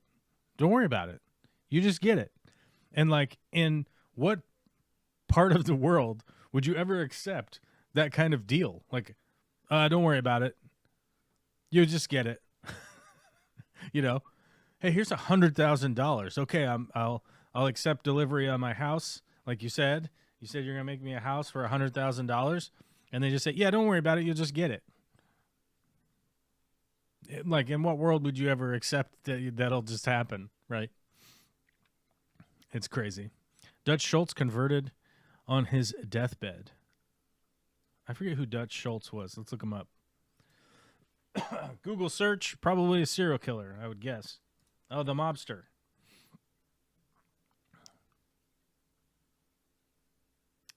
Dutch Schultz, born Arthur Simon Flegenheimer, August 6, 1901, and died October 24th, 1935, was an American mobster based in New York City in the 1920s and 30s. He made his fortune in organized crime-related activities, including bootlegging and the numbers racket. Schultz's rackets were weakened by 2 tax evasion trials led by the United States Attorney Thomas Dewey. Oh, the famous Thomas Dewey. And also threatened by fellow mobster Lucky Luciano. Oh, that's quite the collection.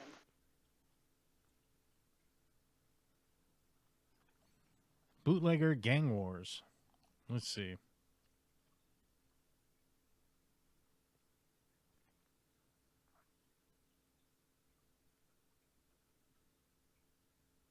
Oh, there's a lot of shootings and murders and things here. Yeah, not a good guy. Not a good guy. It turns out that there was a monument for Lee most recently dedicated in 2003 in the Antietam National Battlefield, Washington County, Maryland.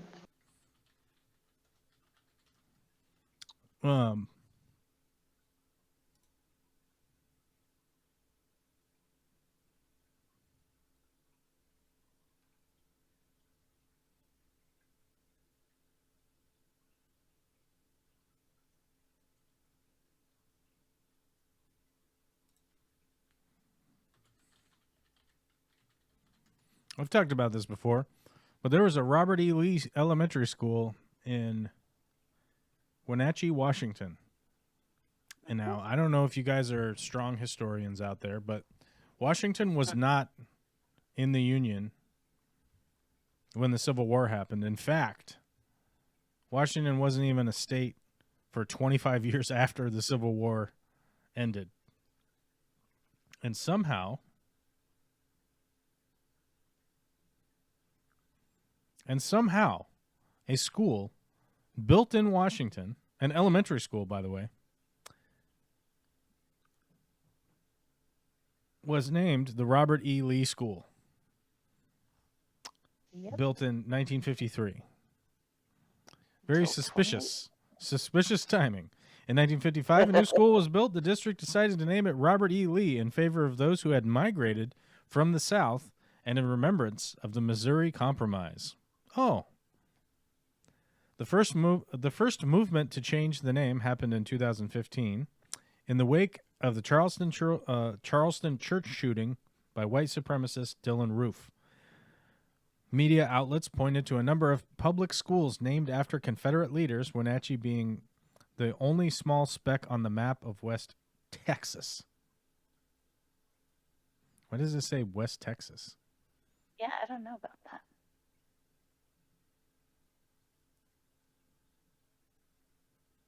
Why would it say West Texas? Yeah, I don't know. It's confused.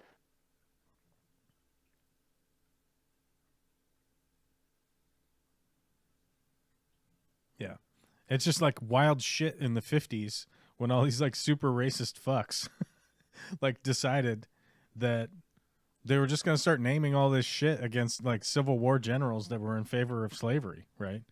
And somehow but here's the thing is that like it worked because it has continued Robert E. Lee to exist within the lexicon of like the American fucking experience, right? Like fucking Donald Trump was talking about how great a general Robert E. Lee was the other day, right? Which is just fucking wild, right? Like it's just wildly stupid. Like a pirate. What's that? I said he made him sound like a pirate too. Yeah, I don't know about all that. Don't run and kill me, boys. Right. Oh, God, idiot. Yeah, here it is. The timing matches the trend of Confederate monuments and symbolism spiking during the years of the Civil Rights Movement. And by the way, this all is connected to the "In God We Trust" being on our money, right? This all is connected with each other. It's connected with naming schools after Civil War generals, naming highways after Civil War generals. Obviously, that was earlier, but putting up these monuments to them in the 50s, well, there's no fucking reason to put them up. And there's really no historical value for some bullshit from the 50s. No one would value that as some kind of historical monument. It's only been up for 50 years. Right. 80 years, whatever, 60 years, 70 years. And it wasn't even up from the Civil War. Like, it wasn't even up from that era, It was further from that era than it is now than when they put it up, right? So it's 55 years is 45 plus 24, whatever the fuck that is, 69, baby. And if you're talking about 1955 to 1865, that's 85 years. So it's 69 years since they put it up in 55. But when they put it up in 1955, it was 83 years. So hold on. Maths. 35 years plus 55 years is 90 years. Okay. It was 90 years apart from the end of the Civil War, right? So somebody please explain to me how this is a historical monument that actually even applies to the thing that it's supposedly a monument of, right? Oh, it took them 90 years to put up the monument? I don't fucking believe it. We ran out of other things to monumentalize. Yeah, here it is. So the Robert E. Lee School is in Washington. I don't know why that thing was saying it was fucking the western dot of Texas or whatever the fuck that was. If you guys want to see what I'm looking at, I'll show you right here. Here's the article from 2015, and I'm going to cut the ads out of it. There we go.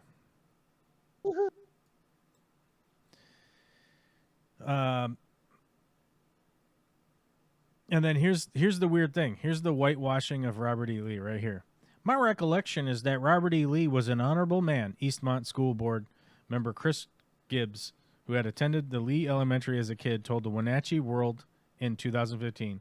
The Civil War was a defining part of our history. I think if you cover up what we were, if we cover up all of what we were, that takes away from what we become. I don't want our country to forget who we were. Okay. Let me ask you a question. Witchy Cat, I want to ask you a question. I also want to ask the chat a question. All right. Do you I'm here. think? Go for it. Do you think we would need a school to be named after Mussolini in order to know who Mussolini was? This is a freighted question. Do we need a school named after Stalin to know who Stalin was? I would say no. Do we need a school? Do we need a school named after Satan to know who Satan was or is?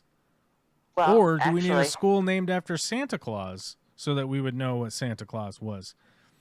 This argumentation only exists in a world where somebody has been brainwashed into thinking that the Civil War wasn't about releasing a gigantic black population in the United States from slavery. Okay? We don't need schools named after Hitler to know who Hitler was. We don't need schools. We don't need statues of Genghis Khan to know who Genghis Khan was, to know history. We don't need that.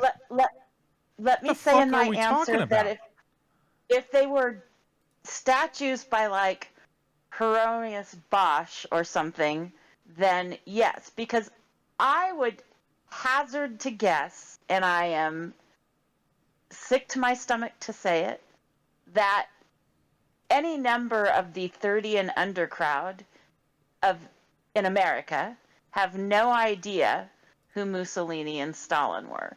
And Hitler, I would say, is borderline. And the only reason they know who Satan and Santa Claus are is one gives gifts, and the other one they've been taught from birth would kill them. I know. Santa Claus is a murderer. He will kill them. He will torment you in hell forever. However you want to arrange that, that's fine. Guys, I don't know what to do. I won't know how to know historical characters from history if there isn't buildings named after them in my neighborhood. How am I supposed to know who Mussolini is if my neighbor doesn't put a sign of Mussolini on his house? How am I going to know? I know. Fucking Rebecca, how am I going to know? I'm not going to be able to know. I'm not going to be able to know things unless you name the local mall after Pol Pot. I'm not going to be able to know. I'm not going to be able to know who the fuck Pol Pot was if there's not Pol Pot local mall. How am I supposed to know who Pol Pot is? Does anybody here even know who Pol Pot is? I know who Pol Pot is. He murdered millions of people. But see, that's the thing. We barely teach American history, let alone European history. No, we don't. We teach history. We teach history. Okay. Whether or not people fucking learn it is a completely different assumption, right? All right. And I'm gonna dial this down to one of the simplest things that a human can do. Recently, I had an argument, and when I say recently, I mean maybe a month ago, but that's recent. I'm 1 million years old. That's recent. That I had a conversation with somebody in their early 20s, and they said, when I went to school, they never taught me how to balance my bank accounts.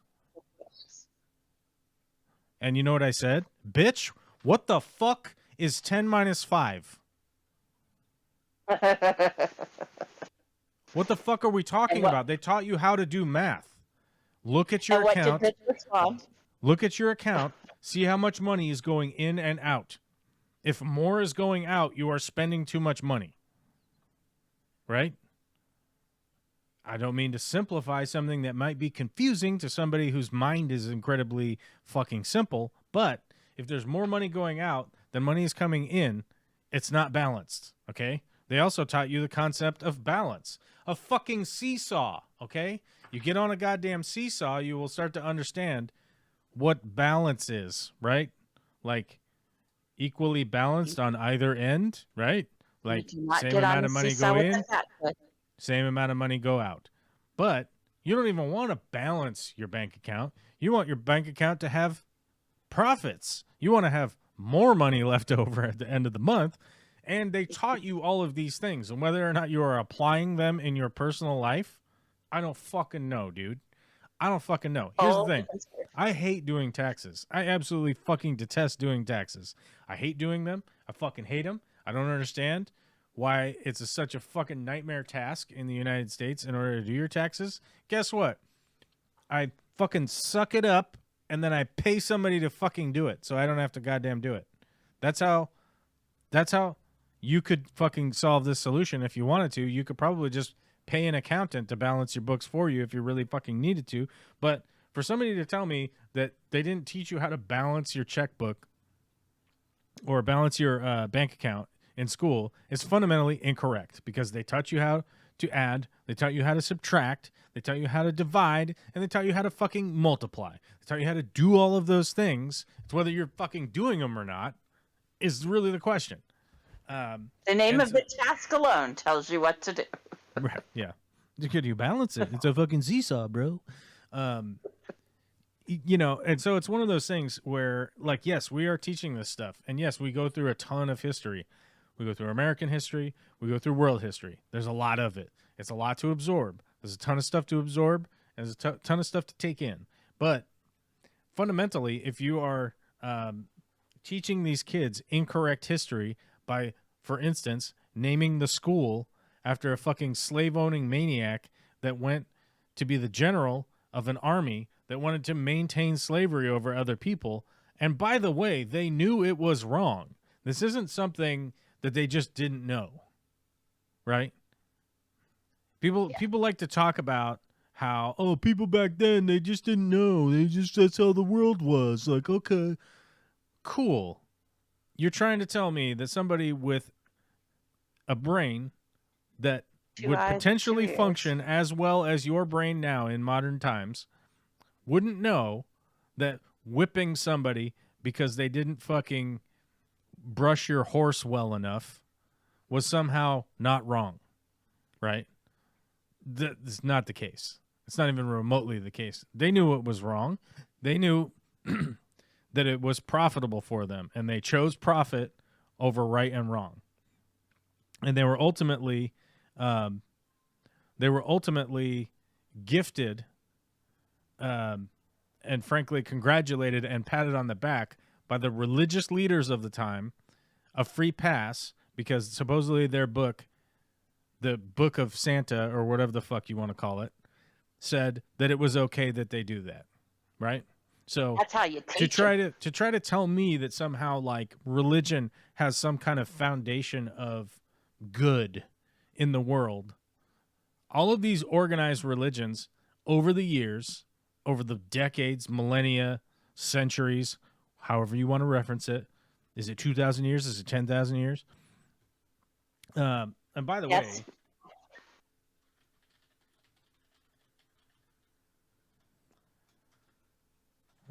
how is the date?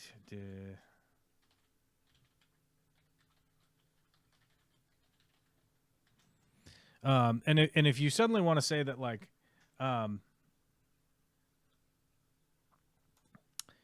the like the calendar date like is somehow a validation of your weird ass fucking religion. Okay.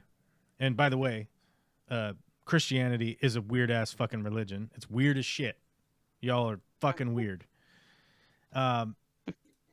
And go like it's 2024 because that's when like Jesus was around and that's how we're keeping the calendar. Okay, an arbitrary 24 years ago. Like an arbitrary time was picked in which people said this is year 1 does not suddenly validate the existence of your God. That fucking doesn't make any sense in any stretch of the imagination. You mean the day after Christ died, nobody said, "All right, we're starting a new calendar, boys and girls. This is it.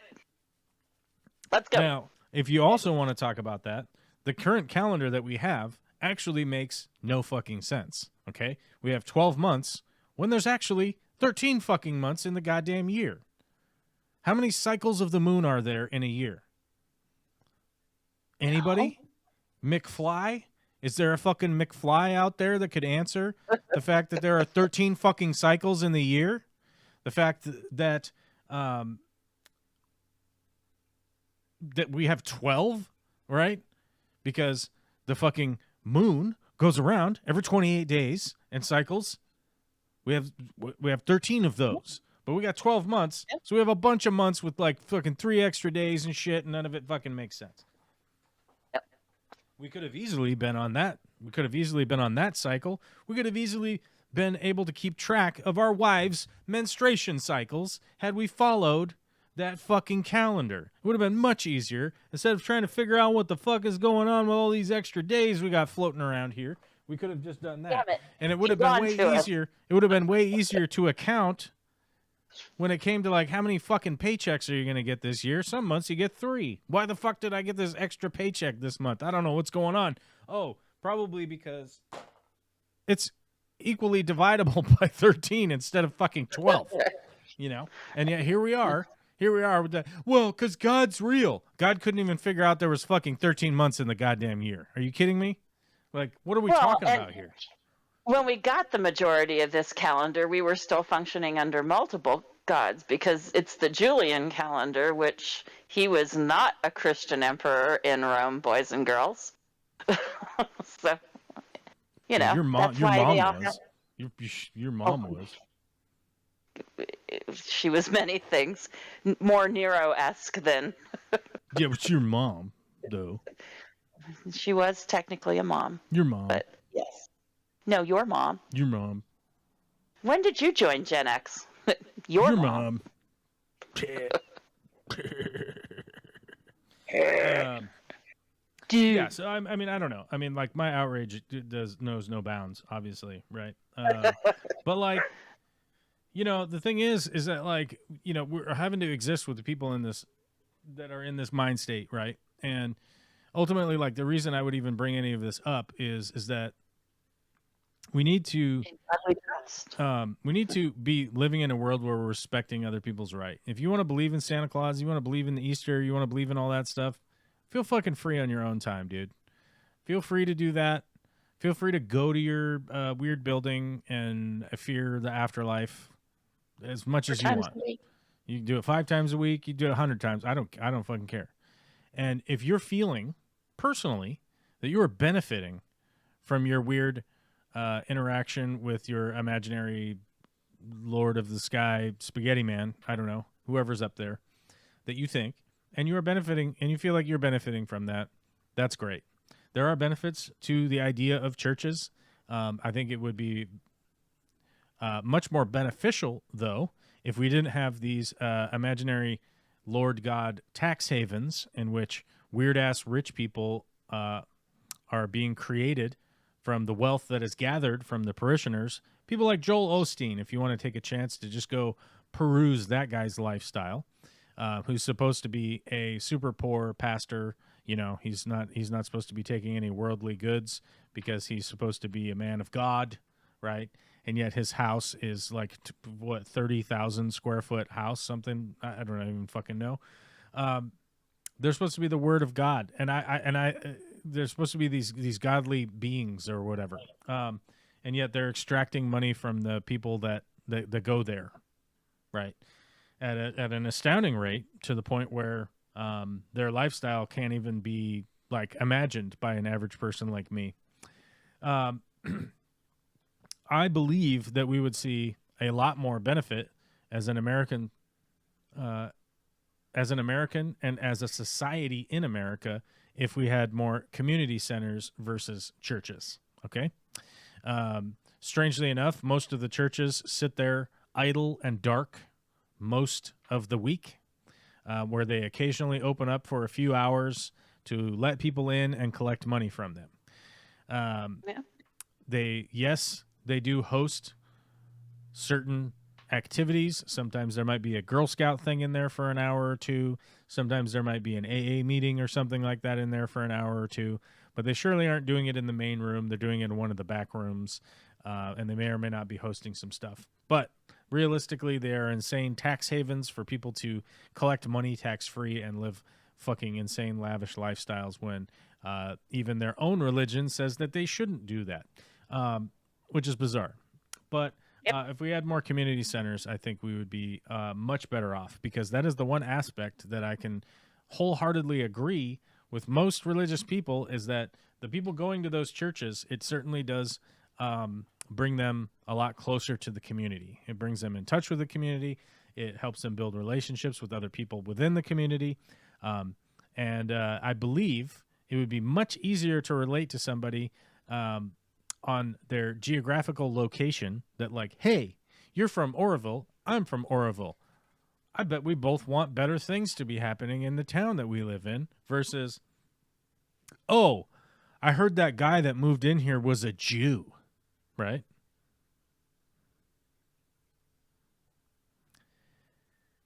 And I believe wholeheartedly that we would be in a much better position in America if we did relieve these churches of their tax-free status, relieve their tax haven status, and get rid of all of these insane amenities that we're allowing them to have without any kind of follow-up on whether they should have these things or not. Yep. Anyhow, it's after 4 o'clock. I love you guys, and I hope you all voted your asses off. I hope you voted until your fucking fingers bled. We had a goal of reaching 10 super chats today. We did not. We got 1 super chat, which means we can't stream on Friday unless I choose to disobey my own decree, right? But I am the spaghetti man in the sky. I'm the spaghetti monster flying around. So I guess if we get a bunch of after hours super chats, then I'll stream on Friday. Otherwise, I got some fucking work to do on somebody's porch, I think. I don't know. Either way, we'll be back sooner than later. I desperately want to edit some videos, so I'm going to carve out some time to edit some videos and try not to make them super political or rant about your weird spaghetti man in the sky religion that you believe in. Maybe I'll write a song about Spaghetti Man. It'd be like, Spaghetti Man, Spaghetti Man. And Meatball Girl. He tells you that Santa Claus is not real, but the afterlife, imagine it. It's imaginary, and there'll be virgins there for you to hang out with, because if you had sex with them, they wouldn't be virgins anymore. And then what kind of afterlife is that? Where everybody's genitals have touched each other. What the fuck are we even singing about? We don't know. Our book is contradictory, and it's just a bunch of shit made up by strange guys over the years who live in barns. Say, isn't food and genitals a strange Japanese game? Oh, I'm so sorry. My bad. Oh, that's funny.